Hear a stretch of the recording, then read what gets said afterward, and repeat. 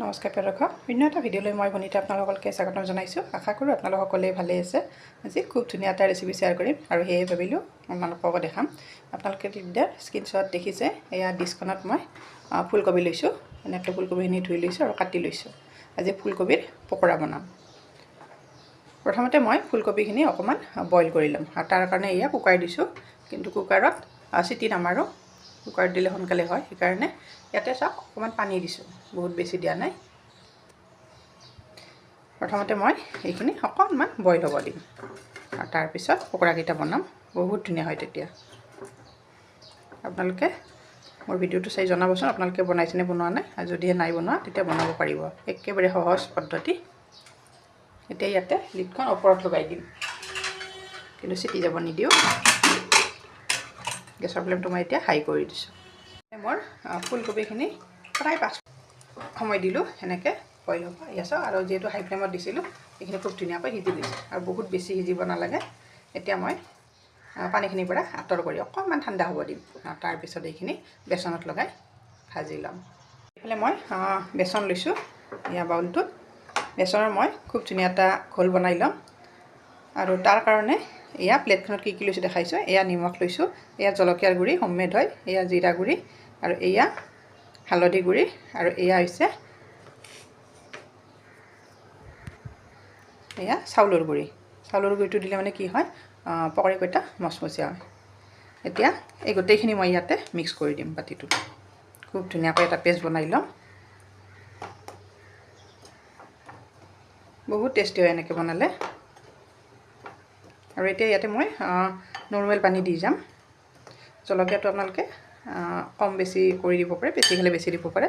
মই বহুত বেছি দিয়া নাই আৰু এয়া নৰ্মেল পানী লৈছোঁ। এতিয়া ঘোলটো বনাই ল'ম। এনেকৈ ঘোলটো বনাই ল'লে পিঠাগুড়ি দিলে খুব ধুনীয়া হয়। মই ৰ'দত শুকাই থোৱা পিঠাগুড়ি দিছোঁ, ভাত খোৱা চাউলৰ যিটো হয় পিঠাগুড়ি। এয়া যিকোনো বেচনত কিবা ভাজিলে পিঠাগুড়ি অকণমান এড কৰিব লাগে, তেতিয়া মানে কি হয় খাবলৈ বহুতেই টেষ্টি হয় আৰু একেবাৰে ক্ৰিস্পি এণ্ড টেষ্টি হয়, মচমচীয়া হয়। এতিয়া এইটো খুব ধুনীয়াকৈ পেষ্টটো বনাই ল'ম আৰু তাৰপিছত দেখাই আছোঁ। পেষ্টটো খুব ধুনীয়াকৈ এয়া বনাই ল'লোঁ। এয়া চাওক পাৰফেক্ট হৈছে। আৰু চামুচখনৰ বেক চাইডটো চাওক ধুনীয়াকৈ লাগি ধৰিছে। এনেকৈ লাগি ধৰিলে গম পায় যে পাৰফেক্ট হৈছে বেটাৰটো। আৰু এইফালে মই ডিছখনত এইখিনি ফুলকবিখিনি ইয়াতে পানীৰ পৰা আঁতৰ কৰি লৈছোঁ। এতিয়া এইখিনি ঠাণ্ডা হৈছে আৰু এইফালে মই টিকলা কেৰাহীখন উঠাই দিছোঁ, লোহাৰ কেৰাহী। আৰু ইয়াতে ৰিফাইন তেল অকণমান সৰহকৈ দিছোঁ, যিহেতু পকৰী বনাম। তেলটো অকণমান সৰহ হ'লে ভাল লাগে। আৰু এইফালে বেচনৰ ঘোলটো এইফালে ৰেডি কৰিছোঁ। তেলখিনি গৰম হৈছে। এতিয়া ইয়াৰ পৰা অকণমান তেল বনাই থোৱা বেচনৰ ঘোলটোত দিম, তেতিয়া আৰু মচমচীয়া হয়। এয়া চাওক গৰম তেল দি দিছোঁ আৰু অলপমান দিছোঁ। এতিয়া খুব ধুনীয়াকৈ লৰাই দিছোঁ, তেতিয়া একেবাৰে মচমচীয়া হয়। আৰু এতিয়া গেছৰ ফ্লেমটো কমাই দিছোঁ। কম জুইত ভাজি ল'ম। প্ৰথমতে গৰম কৰি দিছোঁ তেলখিনি। আৰু এতিয়া ইয়াতে মই এটা এটাকৈ ফুলকবি দি আৰু এইফালে মই এটা ৰেডি কৰিলোঁ, দি দিছোঁ। এনেকৈ মই গোটেইখিনি দি যাম। গোটেইখিনি ভিডিঅ' নেদেখাওঁ, নহ'লে বহুত দীঘল হৈ যায়। গেছৰ ফ্লেমটো মই কমাই দিছোঁ।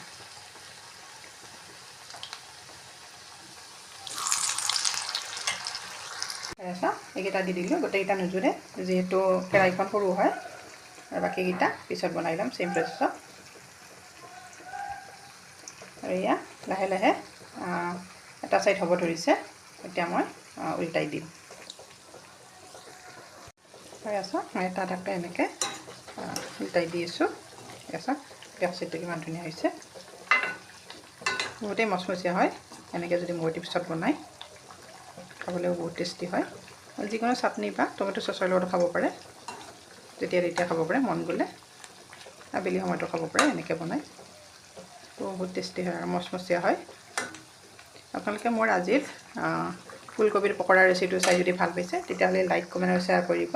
আৰু যদিহে মোৰ ইউটিউবত নতুনকৈ আহিছে চেনেলটোত, এতিয়ালৈকে চেনেলটো ছাবস্ক্ৰাইব কৰা নাই আপোনালোকে মোৰ চেনেলটো ছাবস্ক্ৰাইব কৰি দিব আৰু কাষতে থকা বেল আইকনটো প্ৰেছ কৰি দিব তেতিয়াই মই নতুন নতুন ভিডিঅ' আপলোড কৰিলে আপোনালোকে ন'টিফিকেশ্যন পাব আৰু ভিডিঅ'টো মোৰ লগে লগে চাব পাৰিব আপোনালোকে মোৰ ভিডিঅ'সমূহ কোন ঠাইৰ পৰা চাই আছে জনাবচোন এয়া চাওক ইয়াতে মই বেকিং পাউডাৰ বা বেকিং ছ'ডা ব্যৱহাৰ কৰা নাই আপোনালোকে দেখিছে একেবাৰে চিম্পুল বনাইছোঁ বেকিং পাউডাৰ নিদিলেও মচমচীয়া হয় যদি অকণমান এনেকৈ পিঠাগুড়ি মিক্স কৰা হয় এয়া চাওক কালাৰটো খুব ধুনীয়া হৈছে মোবাইলত হয়তো অকণমান বগা বগা যেন দেখা পাব পাৰে কিন্তু বৰ ধুনীয়া কালাৰ এটা আহিছে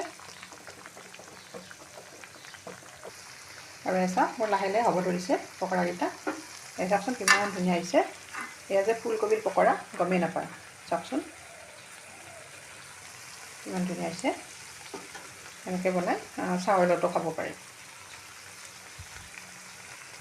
আপোনালোকে বাৰু বনাই পাইছেনে জনাবচোন যদিহে নাই পোৱা আপোনালোকে মোৰ টিপছটো ফ'ল' কৰি খুব ধুনীয়াকৈ বনাব পাৰিব আৰু ল'ৰা ছোৱালীকো খুৱাব পাৰিব সিহঁতে এনে ফুলকবি দিলে বেয়া পায় যদি এনেকৈ পকৰা বনাই দিয়ে নহয় একেবাৰে বাৰে বাৰে খাব মন কৰিব ইমানেই টেষ্টি হয়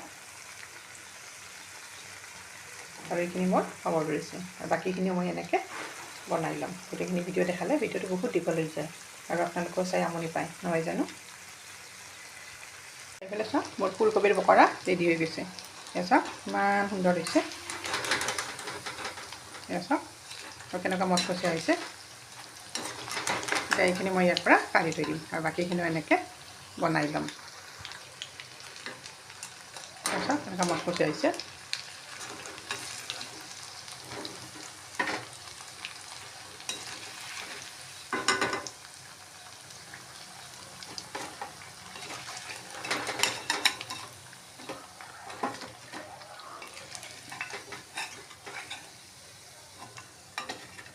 এইকেইটা হৈ গ'ল আৰু বাকী থকাখিনিও এতিয়া এনেকৈ বনাই ল'ম আৰু এয়া চাওক মোৰ ফুলকবিৰ পকৰা ৰেডি হৈ গ'ল আৰু কিমান টেষ্টি হৈছে এয়া চাওক কালাৰটো কিমান ধুনীয়া হৈছে আৰু এয়া চাওক কিমান মচমচীয়া হৈছে